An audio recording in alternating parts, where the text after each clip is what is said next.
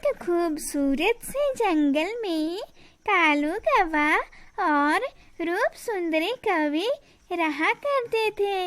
वे लोग जरूरत से ज्यादा अमीर पक्षी थे और इसी वजह से वे लोग अपने जंगल में सभी पक्षियों पर राज किया करते थे।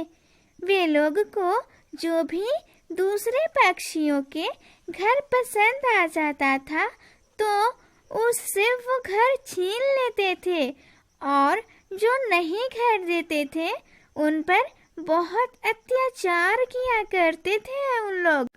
फिर जो पक्षी उन्हें अपना घर नहीं देते थे तो अधिक पैसे देकर उसे जबरदस्ती खरीद लिया करते थे। तब तक आप लोग कमेंट्स में बताइए 55 प्लस 45 इक्वल टू कितने होते हैं। एक दिन की बात है, एक जंगल में कालू कौवा और रूप सुंदरी कौवी जंगल की सैर करने जाते हैं। वे जंगल की सैर कर ही रहे थे कि वहां पर एक पेड़ पर टुनटुनी की बहुत अधिक खूबसूरत घर देखते हैं। तो तभी रूप सुंदरी कहती है, मेरे पति कालू तेरे काले कारनामे झूठ ना बुलाए, घर तो बहुत सुंदर है, इसे खरीदने का क्या विचार है कालू? अरे रूप सुंदरी, ये घर तो मुझे भी बहुत पसंद आ गया है, इसे तो अपना अब बना कर ही रहूंगा। अजी, क्या ये घर हमें टुनटुनी देगी? अगर नहीं देगी तो हम इस घर को जबरदस्ती छीन लेंगे। तभी कालू और रूप सुंदरी टुनटुनी के घर जाते हैं और बोलते हैं, अरे ओ टुनटुनी, ये घर हमें बहुत पसंद आ गया है, मुझे ये तुम्हारा घर चाहिए। कालू, मुझे ये घर नहीं बेचना है। अरे ओ टुनटुनी, तू हमें ये घर देगी या नहीं देगी? अच्छा, तेरी माँ खरीद कर गई थी या तेरा बाप जो मैं तुझे ये दूं? देख टुनटुनी, हम कितने कुत्ते हैं, तुझे नहीं पता है क्या? अरे ओ करियठा कालू, मुझे पता है तो कितना कुत्ता है। जब पता है तो अब चल जल्दी से मुझे ये घर दे दे, इसकी बदले में तुझे मैं मुंह मांगे कीमत दूंगा। इसके लिए 10 लाख लगेंगे।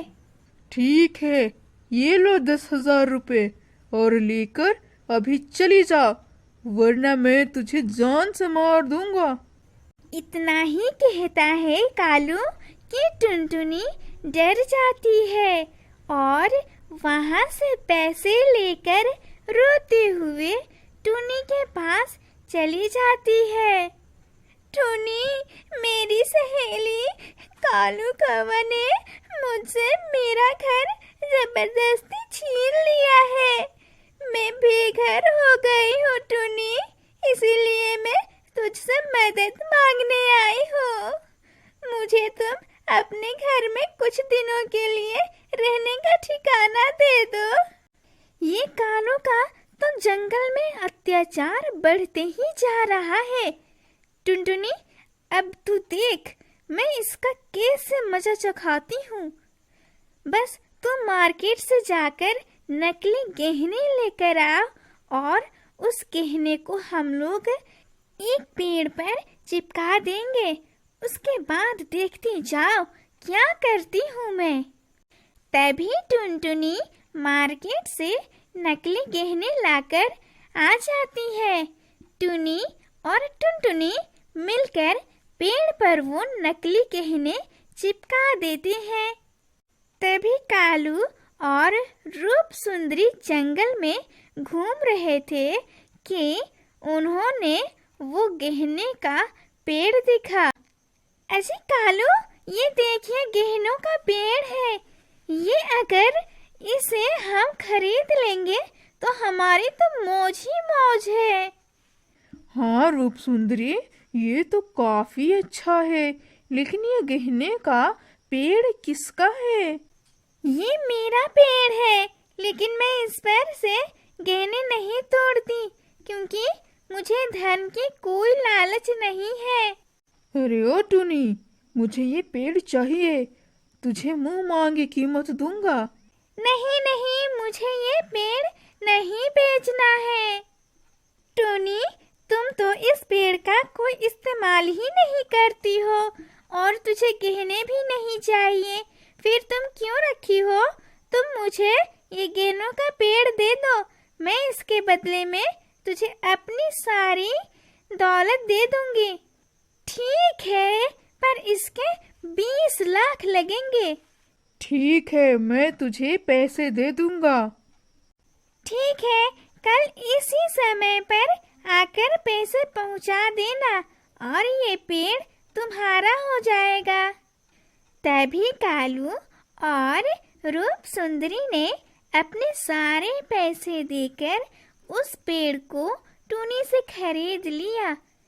देखो कालू, इस पर जो गहने लगे हुए हैं उन्हें 10 दिन बाद ही तोड़ना, क्योंकि ये अभी पूरे सोना में नहीं तब्दील हुआ है।